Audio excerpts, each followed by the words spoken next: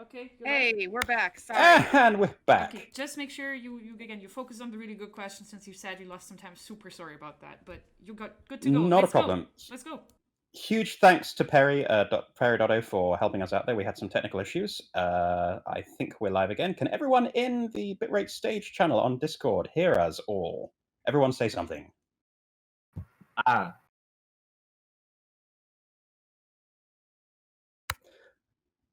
All right, I'm gonna just assume that everyone can hear everyone. So we're gonna start again. We're gonna start with introductions. Welcome to the Bronies Against MS panel. 10 minutes late. Woo! It would not be a convention unless there were technical issues and panel delays.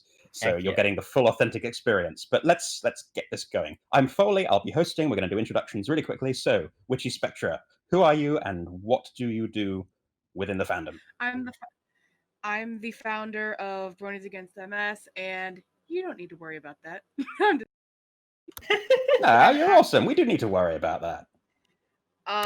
I'm mostly just a crazy fangirl. That's it. Well, thank you so much for being with us. Whirly Tail, what's up? Hi, I'm a musician in the fandom. I make music. I'm currently learning how to DJ. Things are cool. I've been having a lot of fun. Yeah. And Nugget. I'm mainly a crazy guy that goes to European conventions and have a lot of fun. No, seriously, I'm the community manager for Bronies Against MS. I'm the one that talks to all y'all on Twitter and basically blows it up from time to time. And we appreciate that. So let's get into really quickly how you got into Pony, and then we're going to jump directly into our little education part of the panel. I should say, though, for folks who are joining us, this panel is going to touch on some sensitive issues. Stuff is going to be unfiltered. We are dealing with some very personal stories and pieces of information. So if that doesn't sound like your cup of tea, you might want to come back a little bit later. But as long as everyone is on board for this, let's get into again how you joined the fandom, and then we'll jump right into our education about MS, since that's why we're all here. So again, starting with WitchySpectra, how did you jump into the fandom? Well, when I was younger, my mom used to buy me all the My Little Pony toys, and what I would do is I would always look up to see if there were new shows. So I saw that there was going to be a new show coming out called My Little Pony Friendship is Magic. And that's kind of how I got into the fandom. I've been into the fandom since the very beginning of 2010. And that's basically it. One of the original Gen 4 fans. Well, one of the original Pony fans by the sound of it, but also in Gen 4 right from the start of it.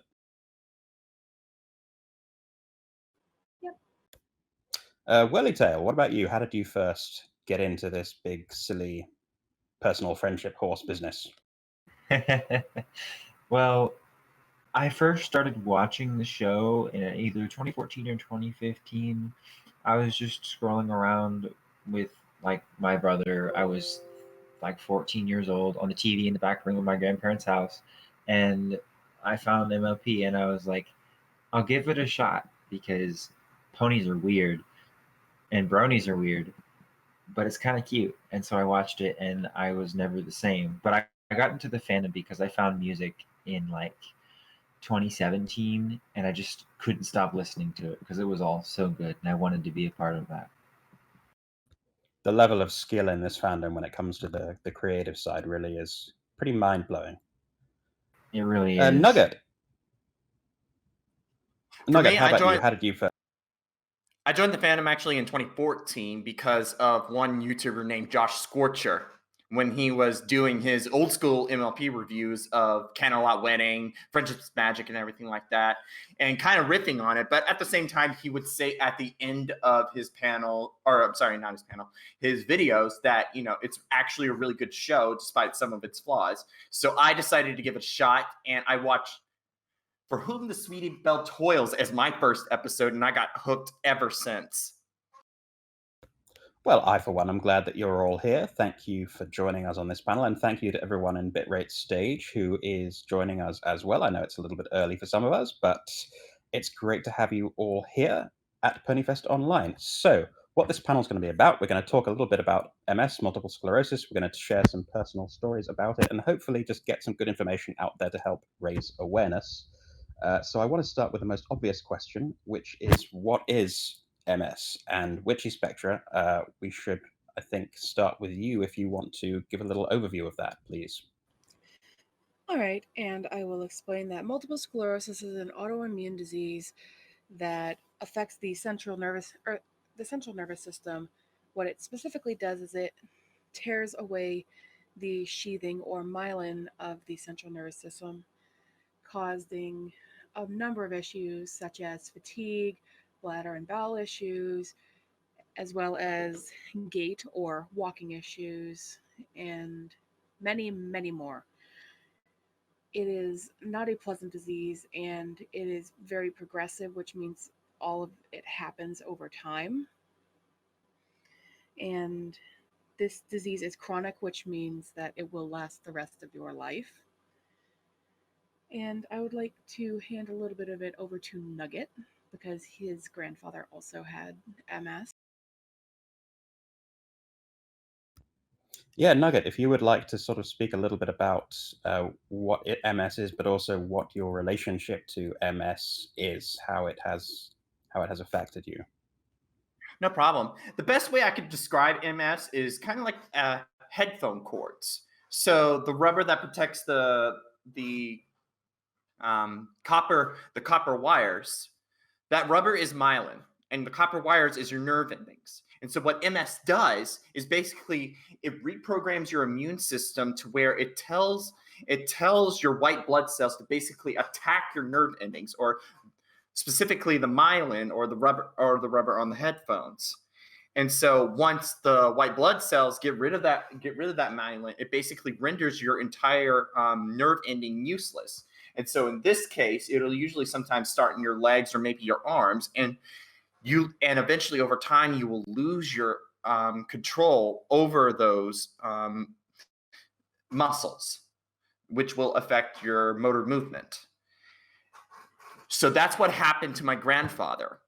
Is he basically lost his ability to walk roughly at around the age of 40. He was diagnosed at 32. Then eventually it started working its way upward to the point where he then lost his ability to control his left arm. He went blind in one eye, his left eye, and it just basically destroyed him from the inside out. It is, as you say, a degenerative disease, so it can start with relatively mild symptoms, but those symptoms obviously develop over time to cause some pretty horrifying effects. Absolutely. And would you like to talk a little bit about your relationship with MS as well, WitchySpectra, since this is obviously not an abstract theoretical discussion for you? Of course, I was diagnosed with multiple sclerosis in 2018, and it's been a battle, to say the least. I first was slammed with all my symptoms at once. I had optic neuritis, which is a huge vision issue. And what that means is I had double vision to the point where I was going cross-eyed, and it was definitely unpleasant. I had slurred speech to the point where I was talking like this, and people started thinking that I was drunk. It definitely was not pleasant because I got a lot of looks and glares, basically people thinking that I was faking it or I was just trying to get attention. So when those symptoms started first presenting, how did you handle it? How did your, if I may ask, if it's not too personal, I know you're here to discuss it, but obviously I don't want to pry. But how did you first start addressing it medically, and how did that process initiate? When did you first get your diagnosis after symptoms started? I started freaking out when I got them because all of my symptoms slammed me at once. when my symptoms hit me, they hit hard, and it looked like, well, to me, I thought I had a stroke. They all hit me that hard. I was sitting there like, oh my God, am I going to be okay? Am I going to be okay? Will I change back to the way I was? And so what I did is I told my mom about it. She was super concerned. So she took me to a multitude of doctors. How old were you, if I may And please ask? I was 20 years old, which is never fun. So I went to doctor after doctor. I got tons of misdiagnoses, basically saying, oh, you just have vertigo. It's going to go away. But turns out I went to an eye doctor and they said, hey, you need to go get an MRI pronto. And one MRI later, it turns out I have MS. Now, when you first got that diagnosis, did you know anything about the illness? How did you handle that? Did you were there resources on hand, or were you kind of at sea, so to speak? This is the fun part because I got my diagnosis over the phone, which is never a good thing. And when I asked the person who gave me my diagnosis, like I had questions, they hung up. Yeah, that's never a good way. They hung up. Yes. That's appalling. Yes, it is. And I was sitting there crying on my phone, like, am I going to die? Because I had no idea about this disease. I've heard about it, but I never knew about it. It was terrifying. I was like completely floored because I had no idea about this disease. I was like, am I going to be in a wheelchair? Am I going to die? Turns out, no. It's just going to disable me and possibly put me in a wheelchair. My mom just thought it was a spinal thing. Turns out it could just cause a multitude of problems, and yeah.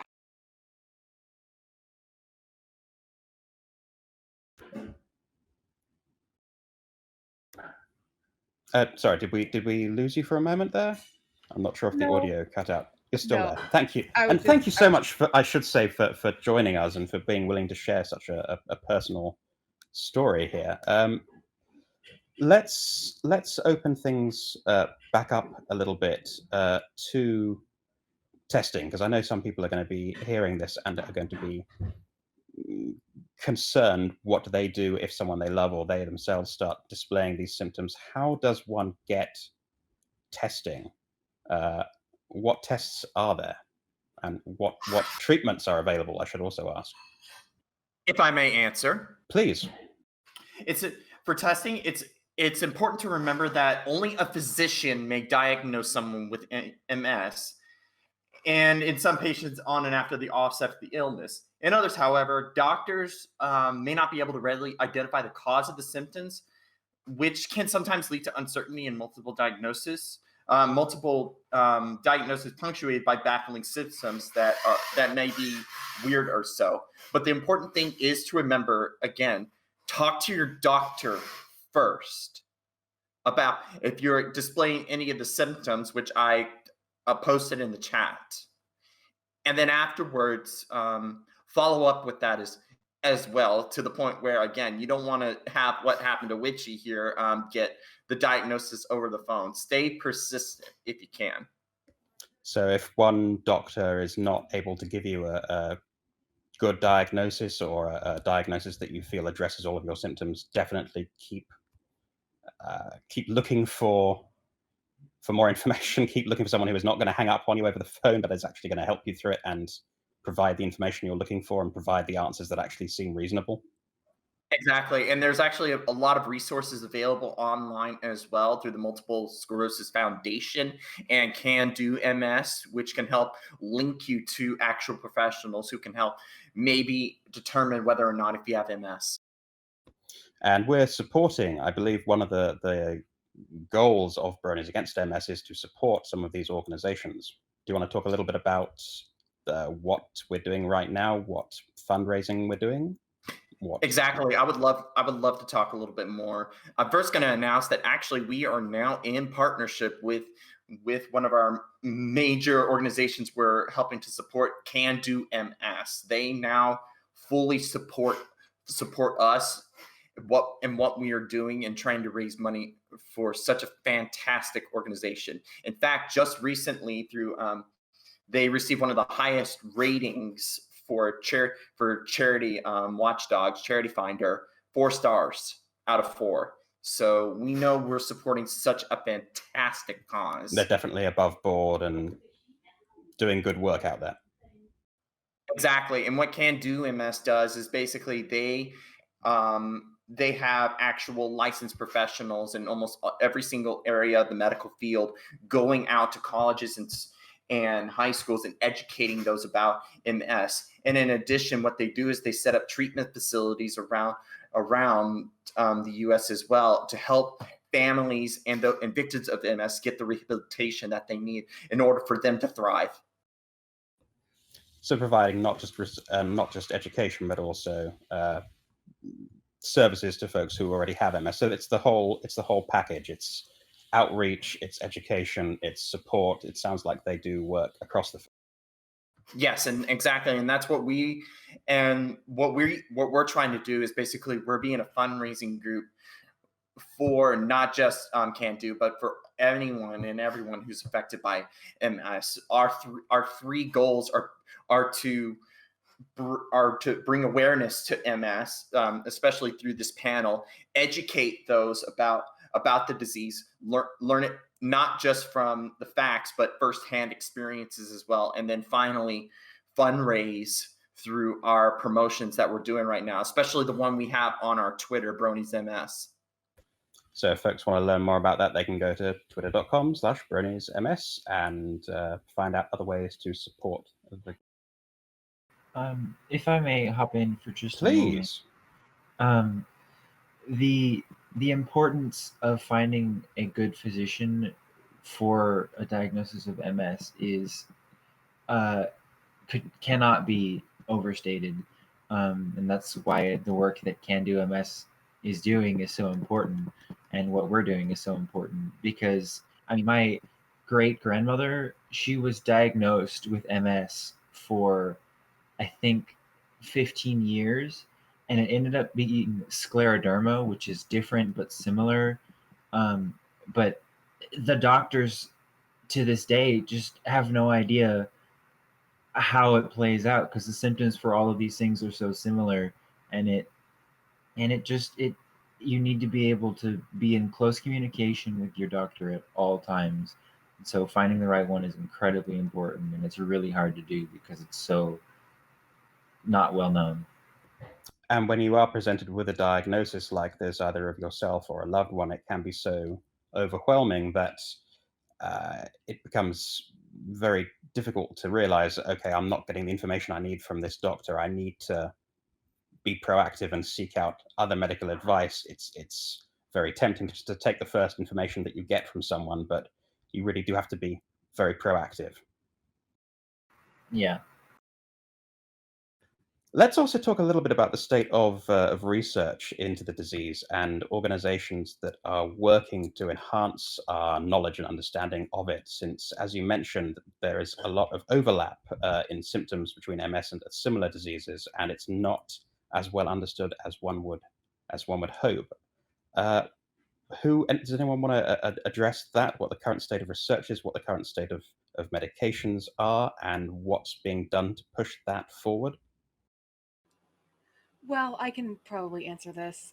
Please do. Currently, with medications, there are 19 medications that are out. I am currently on the medication called Ocrevus, which is basically a mild version of chemotherapy. I go to a small facility, and every 6 months they give it to me intravenously, which means through the IV. I'll stay there for about 4 to 6 hours, and then they let me go. Sadly, 19 seems like a lot, but it really isn't. because back then, what they used to do is they used to give you steroids and just go. And sadly, with all these medications, if you, sorry, I'm kind of my No, please my take your head's going time. faster than my mouth. Please take your time. All right. With all these medications, I've known so many people that have had so many bad reactions to them, and so many people have gone through all of the medications, and they still can't find something that's right for them, because some of these most of these medications are in the same family, and we're still trying to figure out exactly what can we do to fix this medication. There are some people that are researching into stem cells. Others are looking into completely stripping the immune system. While I apologize. No, you're fine. Please, Yeah. please take your time, or if you'd like us to move to a different Yeah. topic, that's entirely fine as well. Yeah. Let's whew, I do apologize. It is early, folks. So Yes, it is. But here's a good question, I think, if I may ask. What do you wish people understood better about MS, and what would you hope that people could do to be more respectful towards folks who have MS? And this is for everyone who wants to chime in. But what do you really wish that people could either do more of or do less of when it comes to helping people and acting towards people who have this disease?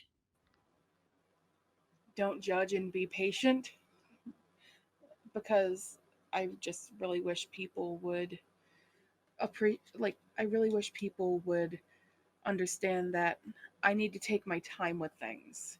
I have really bad memory loss due to my MS, because sometimes I'll forget words.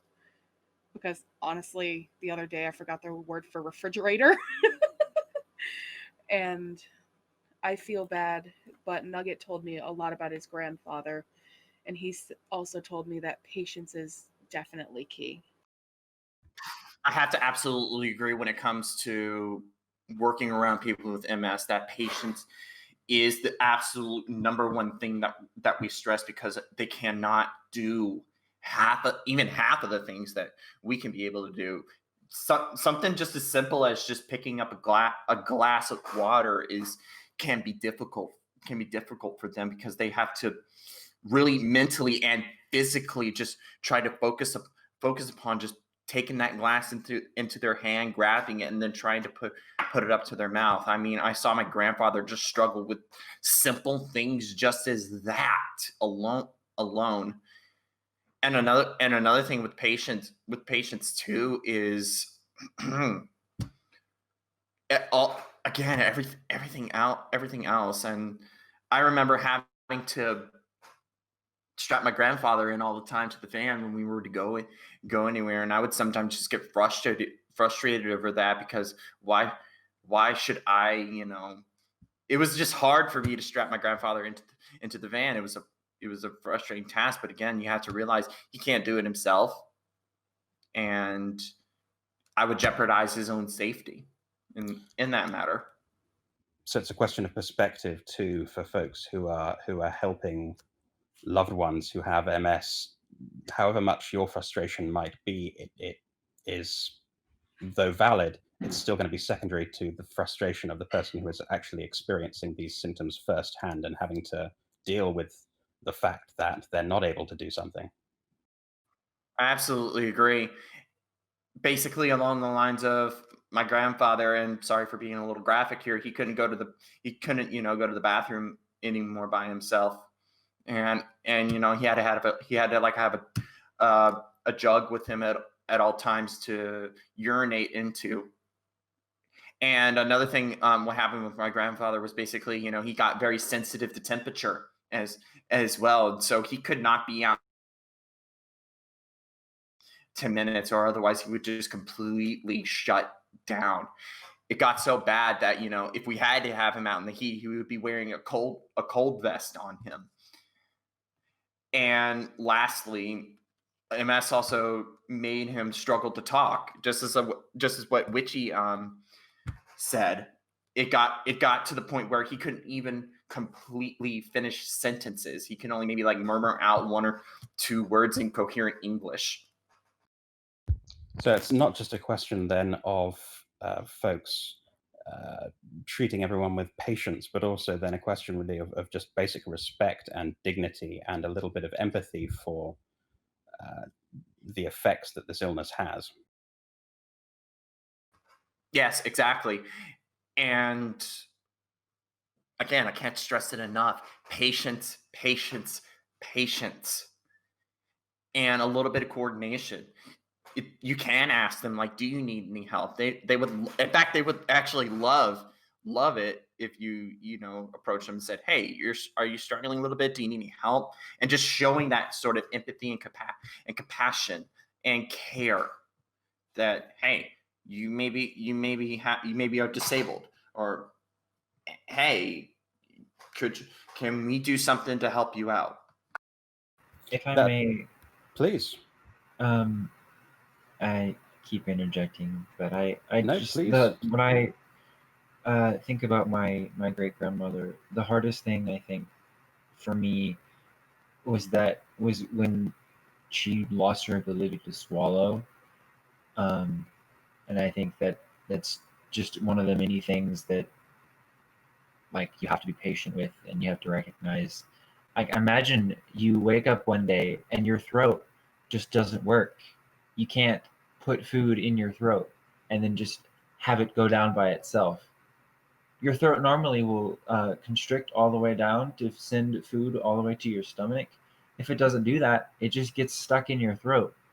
She had to have help to push it down into her stomach manually, and it was really not. It was sorry. No, it's okay. Take your time.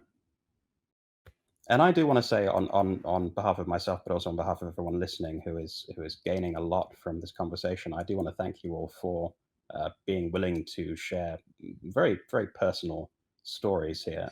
That's obviously difficult to talk about, but there is the importance of talking about this and sharing these experiences to help educate people, to let people know that there is help out there and that there is still hope.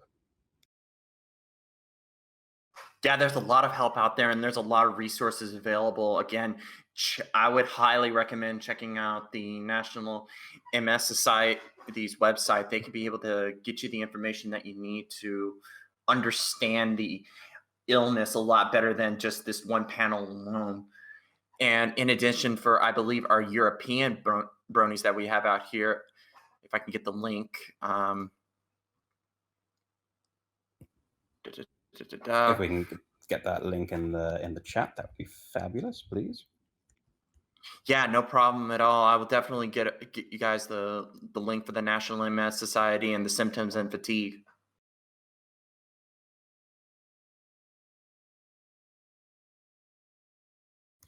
So, Witchy, did you want to chime in at all on any of what we've just gone over? Did you have anything to add? I mean, is there anything in particular that you want to share, or anything that you would really want to emphasize to folks who are listening?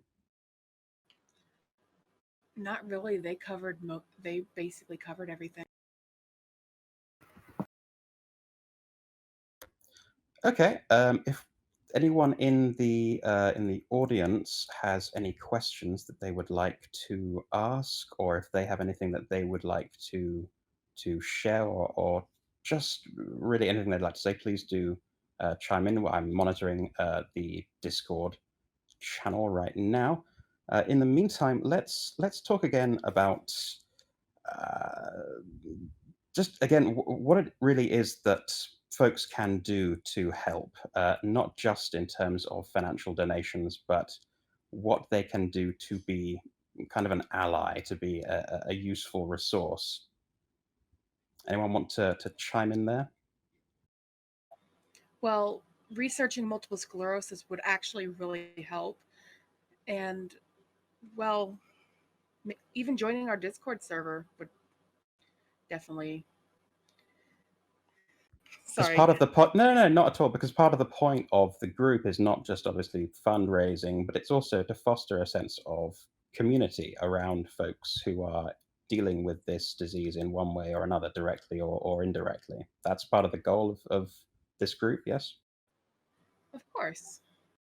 Yeah, exactly. We want to be a big cry out to those bronies who are willing to help our organization and our cause, but more importantly, to other bronies out there that might have the same disease as WitchySpectra, and for those, we want to provide you a wonderful sense of comfort, and that you are not alone suffering from this disease, and that we are here to basically give you a light, give you an outlet to basically voice yourselves and speak not only for what you are going through, but what others are going through as well, that are just absolute, yeah, basically, that we just want to be that outlet.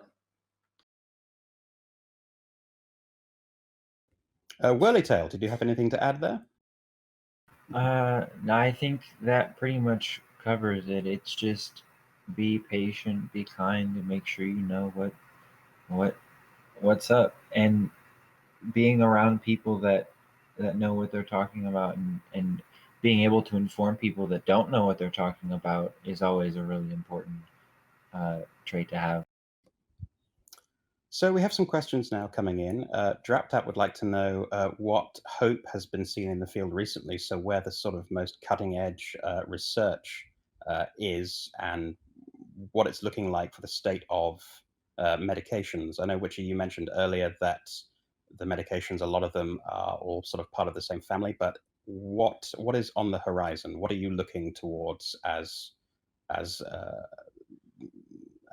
something, as a hopeful development in the field? Actually, I've been watching a lot of the medication uh, research pages, and it seems that there are a lot of up and coming medications, and we could have as many as 25 medications before the end of the year. 25 new No, medications. we could have up. No, So that we have means that 19 currently, and we could have yeah, up to 6 new. yeah, we could have up to 6 new medications by the end of the year.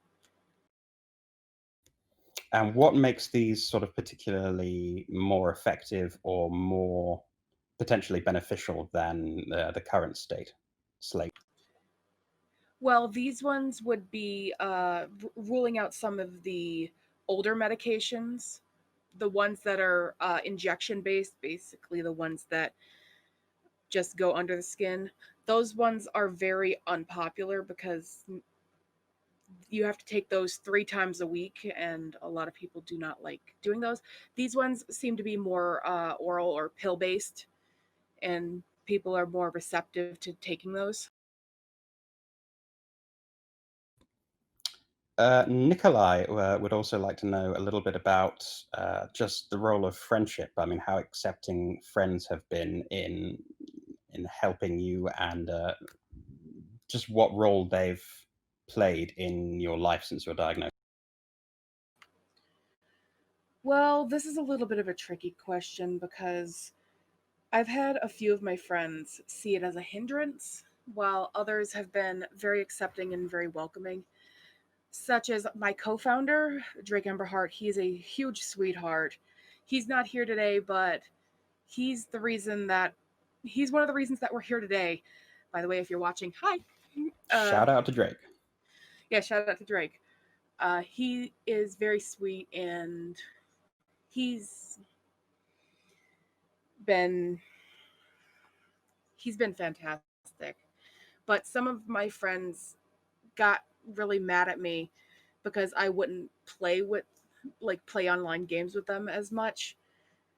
One of them even going to the point of yelling at me and saying, "You need to stop acting like this. You need to stop doing this for attention." All I could say is I'm not friends with them anymore. It sounds like it's unfortunately one of those situations where you discover who your true friends are. It really is. But again, it comes back to that idea of if folks want to be true friends and want to offer good support, there is that question of patience and also empathy, the need for those two things in a.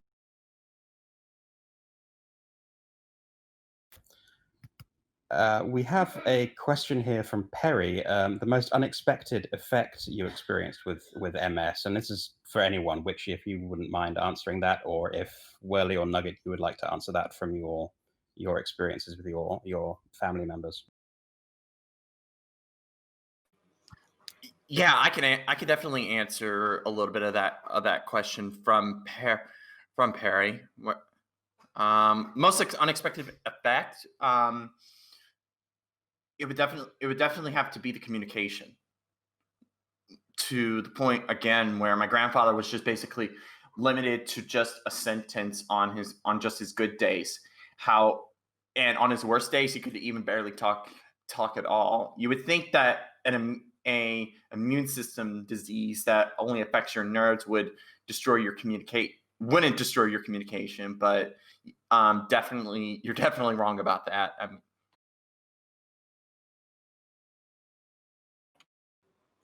I would And definitely have to agree with that. So an excellent question from Rye of Shadows would like to know really what sort of advice you would give to those who have MS, folks who might be newly diagnosed or folks who might have had it for some time and be struggling. And also, I'm going to open that up and say what advice you would offer to loved ones of those individuals. What is something that you wish you had been told at the beginning of this? Not just in terms of information, but in terms of just support, or just what do you wish you had been told? It's not the end of the world. I wish I knew this back when I was diagnosed, but I would like to say this has been told to me by many people. You have MS, but MS does not have you. You may have to give up a few things, but it is not the end of the world. You can do it.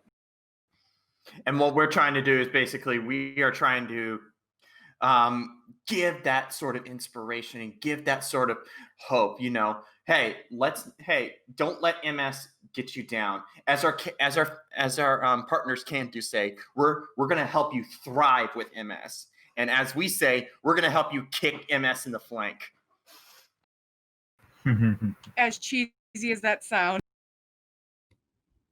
As cheesy as it sounds, it's still, I think, the right message. Of course, because we want people to thrive. And even though this disease can get you down sometimes, we want people to thrive.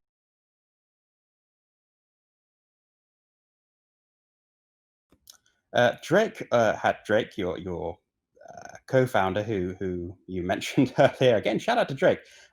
Wanted to ask what people can do who feel. Beg your pardon. Let me rephrase this.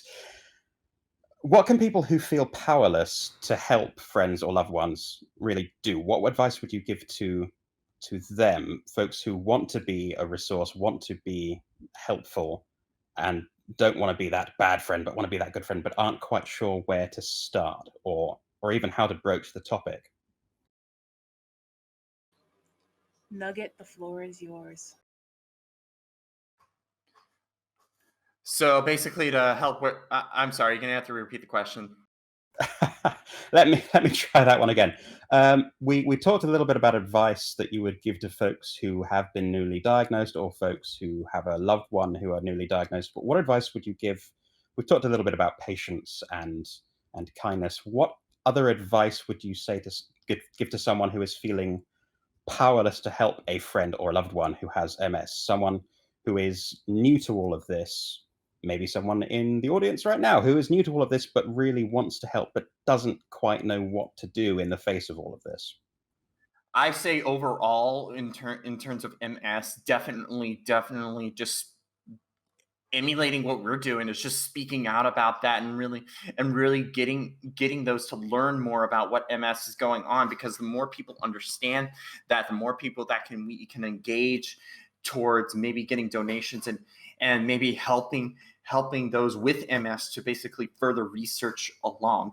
But for particular individuals, especially those that do have MS, as I said before, stressing the word patience, but also giving them a helping hand if they're struggling with this something, and just being sympathetic as well, because they don't want to feel down. They don't want to feel down. They don't want to feel terrible just because they basically don't let someone with MS feel like they're a burden. Don't let them feel like they're a burden, and don't let them feel alone. Yes, definitely support them all the way, because again, they're not a burden. They're not. It's a disability. That's what it's called. But a disability does not necessarily mean a burden. So don't let them feel like it's a burden. And this is a disease that can affect anyone and does affect anyone. So again, that need for empathy and for understanding. And a quick little thing, be helpful, but don't be overbearing. Do you want to dive into that a little bit more? What would you define as overbearing? Because obviously it's most important coming from you. Basically, while we do appreciate help, like some people have different varying levels of disability. Like even though, like for example, like I'm very early in on my disease. Like if somebody was just diagnosed with their disease, don't do everything for them, please. That will get very annoying very fast. Like if somebody like Nugget's grandfather, like if he was still around, yeah, I understand. But for somebody who's newly diagnosed, please don't do that. And really ask if you're not sure whether or not someone needs the assistance, ask. Please.